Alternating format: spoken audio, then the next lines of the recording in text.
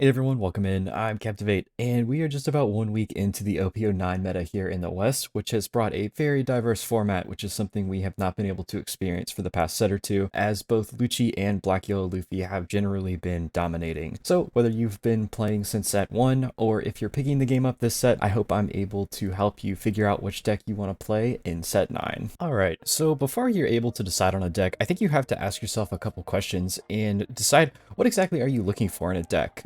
How competitive do you want to be this set? Are you planning on taking the deck to locals, or are you going to be going to bigger events and playing in regionals and treasure cups? Those decisions are ultimately going to be how meta viable your deck is. All the decks that I'm going to be showing today are going to be the top like 10 decks in the meta, so I think anything I show will be able to be a good jumping off point for you. But if you're not planning on being super competitive, then I think anything. You could pick your favorite character and build a deck from there. There's a really awesome Discord that I'll link in the description below, which includes a lot of people that theory craft different leaders, so definitely check that out. How long will the deck be viable? That's something that you really have to think about because you're investing money into it. If you don't already have a lot of the decks or a lot of cards and you can't just pick cards out of your collection and build a deck, you have to think how long it will be viable. We have some leaders that are at the top of the meta for a set or two, and then we have others like Enel, who's been in the meta or very close to the meta for over a year now. How hard is the deck going to be to play? I think you have to really ask yourself, how much time are you planning on dedicating this set? Are you going to be someone who's going to be practicing on the sim and testing with friends, or are you generally just going to pick up a deck and play it at locals once or twice a week? The easier decks are generally going to be something that you would probably want to lean towards if you're not planning on putting a lot of time into the game this set. And do you like playing the mirror? For all of these meta viable decks, you have to expect that other people are going to be playing them and you're going to run into the mirror. So if you really hate the way the mirror plays, maybe you want to play something else to avoid playing the mirror for that deck. So starting off with Doflamingo here, this was the undisputed best deck in Asia. Statistically, it won the most, it performed the best, and it got the most tops throughout all of OP09 over in the East. You can see here I have the price. This is the TCG player if you were to just add all of these cards to your cart. Right now, today, that's what it would total out to. So this is by far the cheapest deck in the format. So if you're on a budget or looking to just get into the game and kind of dip your toes in the water, this is the best deck in the game, and it only costs around $100. And a lot of these cards you can actually get if you just buy 2 starter decks. So all you have to do is buy 2 starter decks. That's around $30. And then just pick up a couple cards. Like Jinbeis are around $5 a piece now. Generally with Doflamingo, you're going to be playing a pretty aggressive game plan. He can go very wide, and a lot of decks just can't deal with that. Blue's able to do a lot of things with pudding specifically, where you're going to swing a lot of 7s, and you're not able to take all of those 7s as the opposing leader because you're just going to get puddinged and lose all those cards you took. So why would you want to play Doflamingo in OP09? Like I said, it was statistically the best deck in OP09 over in Asia. In addition to that, it has a really good matchup spread. It's 50-50 into a lot of decks. There are a few decks that are generally built to beat Doflamingo. I know Enel can be kind of rough if you don't know how to play it. Both Vegapunk and Foxy have pretty good matchups into Doflamingo, but generally one of the themes you'll notice about the decks that beat Doflamingo is they have bad matchups into other decks in the meta. So it's generally, you're not going to be seeing those in later rounds of an event. Doflamingo can be known as a rogue killer. There are a lot of decks in the game that just can't compete with his normal roles. You're able to tech for just about any deck. Because he's blue and you have access to so many different very powerful cards, if there's a specific deck that rises in the meta, you can pretty easily just throw a couple different cards in there and put yourself in a pretty good spot to beat that deck. For instance, if Black Yellow Luffy suddenly became the best deck in the meta, you could just throw a couple copies of Gravity Blade in, throw some more puddings, throw a couple bigger top end, and it would be almost impossible for Black Yellow Luffy to win that game. Obviously, you need to build for the whole meta, but Doflamingo has the tools to pretty comfortably beat any deck if he decides to tech for it. Moving on to Shanks now, I think this is the most even. It's generally 50-50 into just about every single deck this format. It started off really popular over in Japan, and it looked to be really dominant, and then some of the other decks caught up and kind of just figured out how to play against it. But right now, I think that if you want a really even matchup spread into everything in the meta, take Shanks. He's really easy to play. You're generally just going to be playing on curve. You're going to be playing big bodies. And the early game, you're not going to be doing too much. If you draw into some of the medium cost characters, like you have the Marco, the Rayleigh, the Ace, you can play them down. But generally the game plan for Shanks is just to get to the late game, and then you just spam all of these big bodies, and a lot of decks just can't compete with that. In addition to all of the counter events you're able to do, that's going to be able to keep Shanks super healthy. Right now it's coming out to around $263. This is a little bit skewed because a lot of the price is Rayleigh's. Rayleigh's are sitting at around $40 right now, so that's $160 for just these cards here. So outside of him, the deck is generally pretty affordable, but definitely something to think about. I think that you need to play Rayleigh if you're planning on being remotely competitive with the deck. Moving on to why I would play Shanks, as I said, he's 50-50 into just about every deck in the meta. There really isn't a matchup that's super losing, especially if you have the inclusion of Marco and Ace to help combat the control black decks. They're just sticky bodies that give you something to swing with. You can play both aggro and control. He has a lot of control elements. You can tech in some of the KO Shanks if something like Bonney or Enel becomes pretty prevalent in the meta, because that Shanks can KO just about every character they play. He's pretty easy to learn. He has a pretty linear game plan. You generally just stay as healthy as you can into the late game and then just go big body, big body, big body. Generally pretty easy to play that deck. And then it still seems to be very viable in OP10. It seems to be doing really well over in Asia. They get a couple new cards. Definitely going to be pretty strong for the next 6 months to a year. Marshal D Teach, I think there was a lot of people when we saw the 10 cost Teach card that was pretty scared of this deck. And I think that one of the things about this deck is it's really, really hard to play well.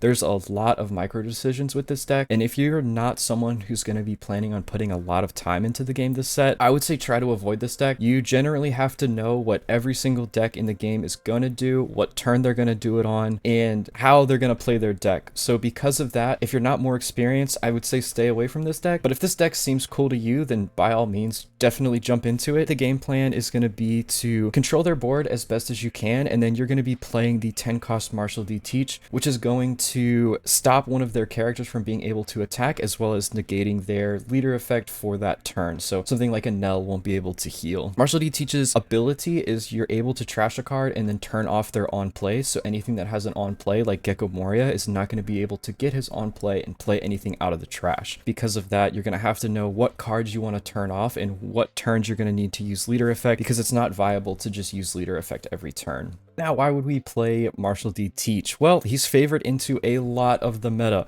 Unfortunately, he has a terrible matchup into Dofi, or a very unfavored matchup into Dofi, especially if they know how to play the matchup. But outside of that, he's 50-50 or favored into just about every deck once you learn the matchup. He's relatively cheap to build, only around $120 is a pretty good price for one of the best decks in the format. Going into OP10, he gets a couple cards that make him really, really strong, so he definitely seems to be very viable going forward. And like I said, he's very difficult, but also very rewarding to play. The wins that you get with him feel very earned, and you get a really big sense of accomplishment in the games that you do end up winning. I think Lucci might be a lot of people's least favorite deck to play against, but he's still, I don't want to say he's just as viable as he was, but he's still very viable in OP09. Unfortunately, he does have a relatively bad matchup into Blackbeard, but a lot of the other decks like Shanks, if he's able to control their board, he has a relatively good matchup into them. Dofi is pretty 50-50, just depending on if he sees the counter and the removal pieces. So he's pretty 50-50 into a lot of the decks, and he has a pretty high roll where if he sees his Morias and he gets everything in trash, it's really hard to play against him. Yeah, he's really good into most decks. Like I said, he has one of the highest high rolls in the game. If he sees the Morias and he just sees everything at the right time, he gets all the removal pieces and he doesn't let you get a board, it feels almost impossible to play against him. In the same way that Dofi is, he's very gatekeeping towards rogue decks and some of the off-meta decks. They just can't compete with getting their board cleared every turn, and then he still appears to be very viable in OP10. Purple Luffy was released back in OP05, which was a little over a year ago at this point, and he kind of fell out of meta relevancy. For anyone who was playing back then, Sakazuki was too bad of a matchup for him. He was able to remove everything Luffy played, and then Sakazuki was banned, but it just felt like Luffy had been power crept by a lot of things. In OP09, he gets a lot of new cards. I would say half the deck at this point were either released with the starter deck or in OP09. So with that, he's jumped back into relevancy. He received the Gum Gum Giant, which is, I think, the best counter event in the game. You're able to pay 1 Dawn, go up 9,000 power, trash 1 card from your hand, and then draw 2 cards. So you can cycle away a brick while replacing the event. He's very, very strong. Why would you play Luffy? Well, he has a nearly unbeatable high roll. If you're able to play Luffy Taro into another character, on the next turn go Luffy Taro into another character, I think every deck in the game loses to that. It's really hard to beat that. Because a lot of his characters are 5 cost and higher, he has a pretty good matchup into Marshal D Teach. Like I said, he has the best counter event in the game. He also has a very good card pool. There's a lot of good Straw Hat and purple cards that have come out recently that you're able to kind of change the deck around the way that you want to play. Bonney is a deck that has been a little on the outskirts of meta relevancy. She had a pretty bad matchup into Lucci, which kind of stopped her from being too meta relevant, but with OP09, I think there are some spots where she's able to do. She has a pretty good matchup into both Doflamingo and Purple Luffy by just playing the kid and sitting behind the kid. And then she also has a lot of different options for top end in the game to counter different decks. So she can play the Zoro against Teach. And yeah, she has a lot of different options for whatever deck she's playing. So coming in at around $200, I think that's a pretty fair price to pay for what she's able to provide. She has a relatively good matchup spread, even though she does have a pretty poor matchup into Teach. So how would you play Bonney? She has really good top end, as I was saying. It's probably some of the best in the game. She can be built to beat any deck. She has certain pieces that are really good against different decks, and generally she tries to put those all in one toolbox style deck to pick the pieces that she needs for the matchup. But if she really wants to beat a certain deck, she can just completely tech for that deck and have a really strong matchup into it. Being able to sit behind Kid is very, very good against both Purple Luffy and Doflamingo. They don't really have a way to respond to it unless the Doflamingo is playing Red Rock, which a lot of lists aren't doing right now. And then if you like playing a slower, more defensive style deck, then Bonney is definitely the deck for you. Coming into Black Yellow Luffy, this was, I think, the best deck statistically in OP08. It was the deck that I spent the most time on and I have a lot of experience with. In OP09, there has a relatively bad matchup into Teach as well as Purple Luffy, but I think outside of that, it's pretty even or slightly favored into a lot of the decks. I think it's Shanks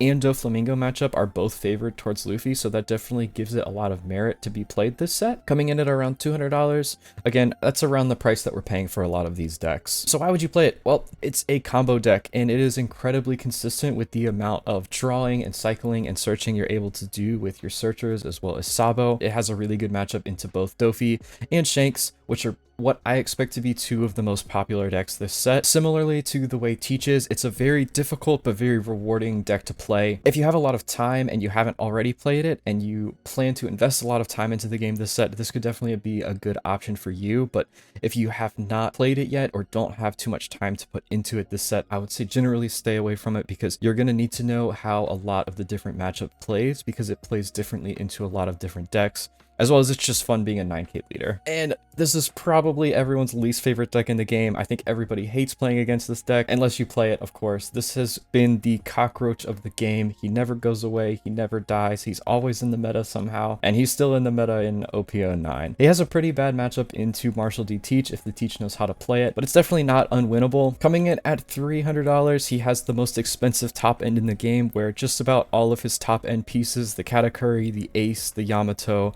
all come in around like $15 to $30 respectively. So why would you want to play him? Well, will this leader ever die? I don't know. He's been meta relevant for a little over a year now, and he still seems to be meta relevant in the foreseeable future. So if you want a deck that you think you're going to be able to play for a long time, definitely jump on Enel. He is incredibly strong against people who don't know how to beat him. There's a specific way you have to play against him, and if you don't play against him in that specific way, you're going to get farmed by Enel. That's the way it goes. That's the way it's always gone, and it's a very noob trappy deck. Not that it's not good against people that know how to play it, but he's incredibly strong against people that don't know how to play against it. You go AFK for the first half of the game because you generally just pass your turn back. You starve them and then you try to clear their board. And you like watching other people suffer because, like I said, I don't think anyone likes playing against this deck. Now, looking at the most competitive leaders, if you're going to be a really competitive player that's going to be going to regionals and treasure cups, I think these three are going to be your best decks. The Shanks having a really wide matchup spread and having good matchups, or 50-50 into just about every deck deck is really strong for longer events. Doflamingo is the best deck statistically. He's really consistent. He really doesn't have a bad matchup. And then Teach, if you're able to dodge the Doflamingos, I think he's one of, if not the strongest decks in the game. Now, if you are on a budget, then I would say definitely grab one or two of the starter decks for Doflamingo. It's pretty playable right outside of the box. And then if you just want to grab a couple copies of Jinbei, then you're almost right there with playing the most meta viable deck. And finally, if you just want a deck that is super easy to play, I would say jump on Shanks. Give it a couple games and then see how it goes. He's pretty easy and very fun to play. And finally, thank you so much for watching. If you have not yet, please like and subscribe. It means a lot to me and it really shows me that you all are enjoying this content and want to see more. And it gives me a lot of motivation to continue to produce content. So once again, thank you so much for watching, and I hope that you are able to figure out what deck you want to play. Please leave it in the comments below what deck you're planning on playing or what deck you've been playing. I would love to hear from you all. Thank you again.